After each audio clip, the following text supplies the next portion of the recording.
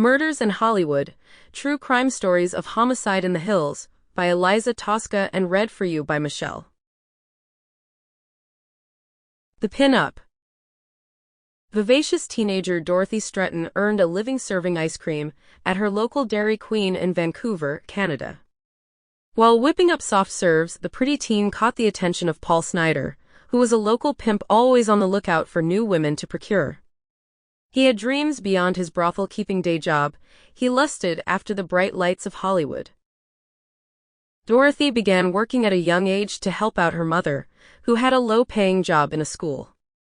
The hard-working youngster had worked at Dairy Queen for 4 years throughout all of high school to help her mother make ends meet. Paul Snider walked in one day and spotted her immediately, changing the course of Dorothy's life forever.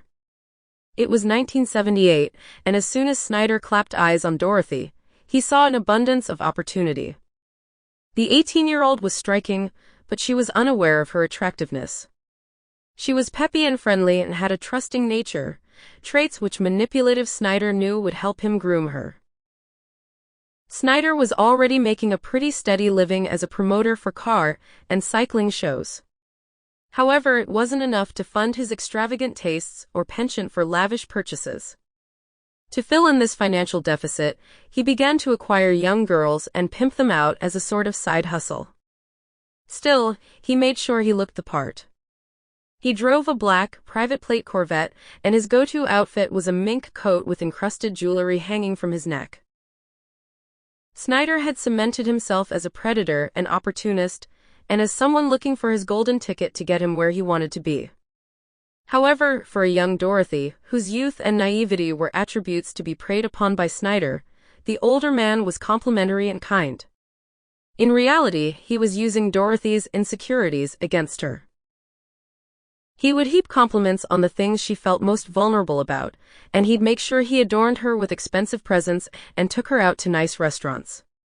He bought the gown she wore to her senior prom, and Dorothy took the older man as her date.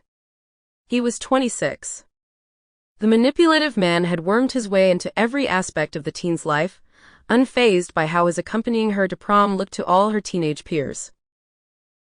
Hollywood calls. And Paul Snider answers. Playboy hosted the Great Playmate Hunt in 1978, a contest intended to scout a brand new playmate to star in the coveted centerfold of its 25th anniversary issue. This competition was on Snider's radar, and he got to work convincing his 18-year-old girlfriend to be photographed in the nude for the contest. She was hesitant, to say the least. She said no initially, but Snider chipped away at her for weeks.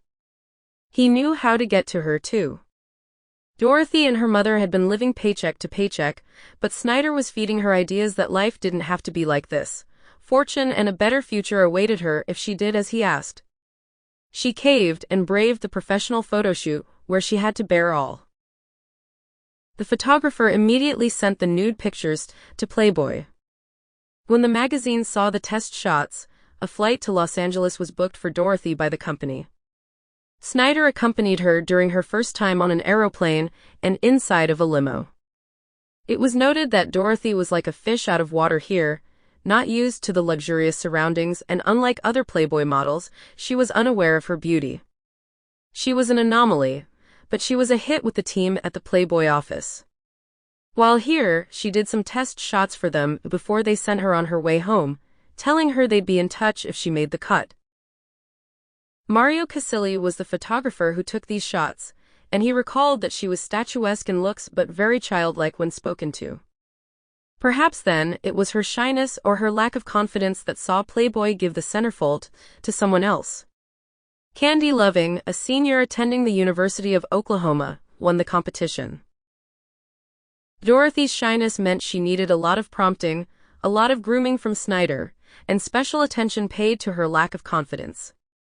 While she didn't win the centerfold competition, she still impressed Hugh Hefner, and he crowned her Miss August 1979. He also gave her work as a Playboy bunny at the Playboy Club in Century City, Los Angeles. Due to her young age, she wasn't allowed to serve alcohol, but she did a fine job of welcoming guests, greeting them as they made their way into the club. The new crowd she found herself rubbing shoulders with took a shine to her. Sample complete. Ready to continue?